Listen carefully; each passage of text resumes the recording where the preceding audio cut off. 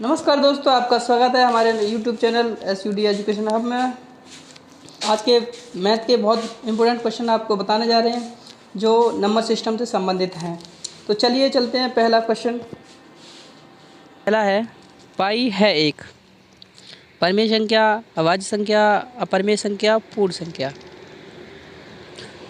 तो चलिए दोस्तों बताते हैं। अब पाई एक अपरिमेय संख्या है। क्या है? अपरिमेय संख्या। लेकिन अगर इस पाई का मान रखा हो, जैसे पाई का मान होता है 22/7, तो ये परिमेय संख्या होगी। क्या होगी? परिमेय संख्या। ठीक है दोस्तों, पाई है एक अपरिमेय संख्या, लेकिन अगर पाई का मान बता दिया जाए, रख दिया जाए, पाई का मान होता है 22/7, तो ये परिमेय संख्या होगी। चलिए नेक्स्ट क्वेश्चन है, सबसे छोटी अभाज्य संख्या है। तो इस क्वेश्चन में पूछा है सबसे छोटी अभाज्य संख्या है। तो दोस्तों सबसे छोटी अभाज्य संख्या 2 होती है। क्या होती है? 2। अगला क्वेश्चन है, दो सहभाज्य संख्याओं का मासा HCF होगा। दो अभाज्य संख्याओं का HCF क्या होगा? दो अभाज्य संख्याओं का HCF होगा 1। जैसे दो अभाज्य संख्या हैं 5, 3, तो कौन सी बड़ी से बड़ी संख्या से इन दोनों संख्याओं भाग दिया जा सके? तो सिर्फ वो 1 है जिसका भाग दिया जा सके। जैसे सहभाज्य संख्या 11, 13 है, 3, 5, 5, 7, 5, 7। ठीक है दोस्तों, तो अगला क्वेश्चन, प्रथम 5 अभाज्य संख्याओं का योग कितना होगा? प्रथम 5 अभाज्य संख्याओं का योग कितना होगा? क्वेश्चन है प्रथम 5 अभाज्य संख्याओं का योग कितना होगा? तो प्रथम 5 अभाज्य संख्याएं देखिए 2, 3, 5, 7, 11 हैं। तो इन सभी को जोड़ा जाए तो होगा 2, 3, 5, 5, 10, 10, 17 और 11, 28। कितना होगा? 28। दोस्तों यही हमारा आंसर होगा, ऑप्शन नंबर डी। चलिए अगला क्वेश्चन, संख्या इतने में 7 का स्थानीय मान क्या होगा? संख्या इतने में 7 का स्थानीय मान क्या होगा? तो इसमें देखो 7 कौन से स्थान पर है?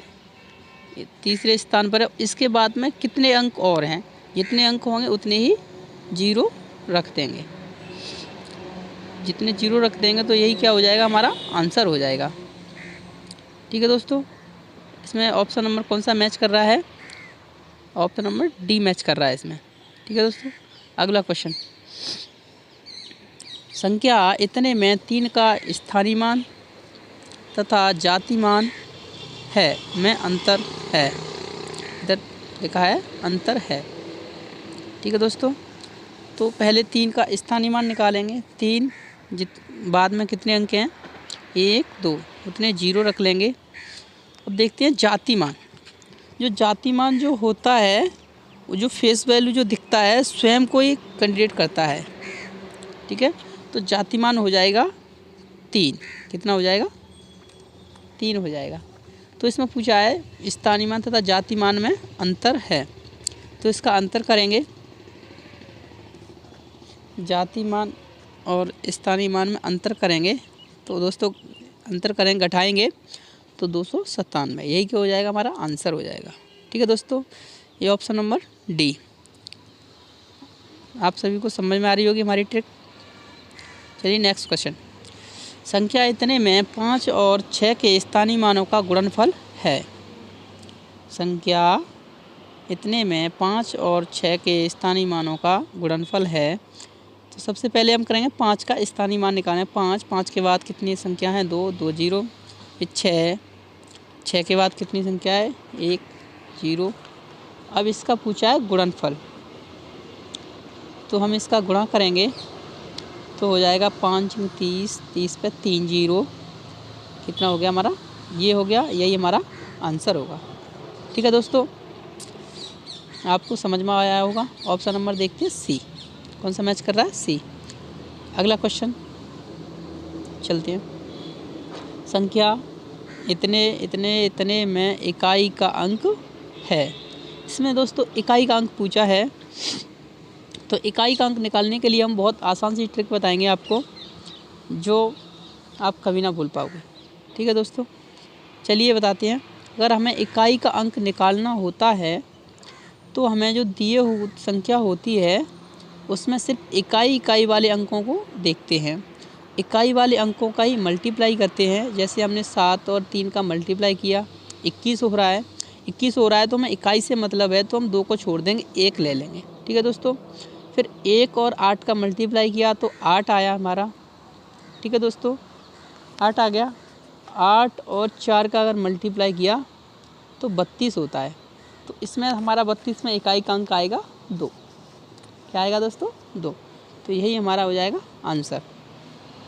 कौन सा ऑप्शन मैच करता है? Option number A. अगला क्वेश्चन चलते हैं। चलिए दोस्तों, अगला क्वेश्चन है 1 से 100 तक की सभी संख्याओं का योग कितना होगा? 1 से 100 तक की सभी संख्याओं का योग कितना होगा? चलिए दोस्तों, सबसे पहले हम देखेंगे संख्या 1, 2, 3 ... 100। कितनी संख्या है? 100।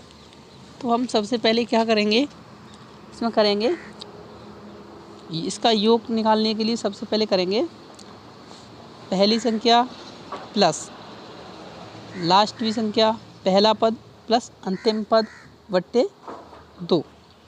अब देखेंगे कुल कितनी संख्या हैं। कुल कितनी संख्या है? 100 गुणा 100, ये हो गया। अब इसको थोड़ा मल्टीप्लाई करेंगे, काटेंगे, डिवाइड करेंगे। 2 से 100 को डिवाइड किया 50 बार, 101 का मल्टीप्लाई किया 50 से तो आया 50, 50।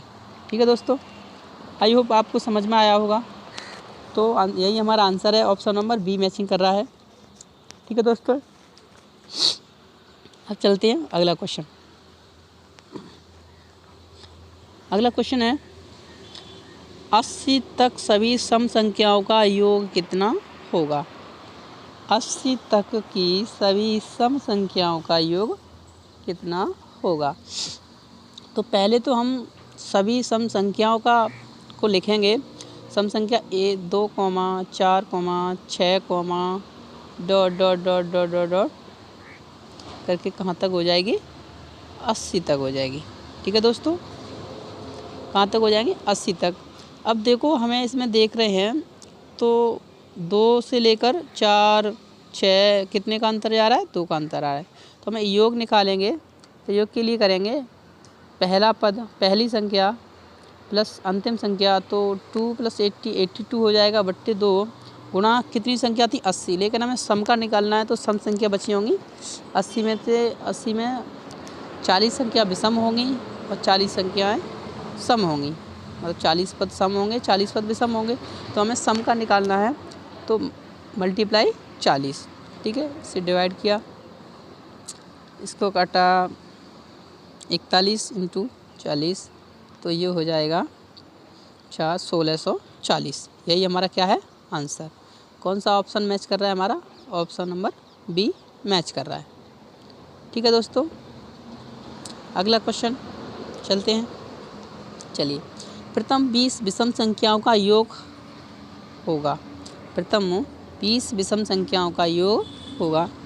चलिए दोस्तों, इसके लिए आसान सी ट्रिक बताएंगे। तो पहले 1, 3, 5 ... अंतिम वाली संख्या निकालने के लिए कुल प्रथम 20 संख्या पूछे तो उसका डबल कर देंगे, क्योंकि डबल कर देंगे तो मतलब एक विषम होगी एक सम होगी, तो उसका डबल किया, डबल हो गया 40। तो उससे 40 तक पूछा तो उससे पहले की विषम संख्या हो जाएगी 39। कितनी हो जाएगी? 39। तो डॉट करके हो जाएगा 39। ये हमारी विषम संख्याएँ आ गई। ठीक है दोस्तों, अब इसका योग निकालने के लिए हम करेंगे पहली संख्या पहला प्लस, तो कितना हो गया दोस्तों? 40 बट्टे 2 गुणा कितनी संख्या? विषम संख्या 20। 20 है, 20 का मल्टीप्लाई किया, 10 और 10 मल्टीप्लाई किया 400।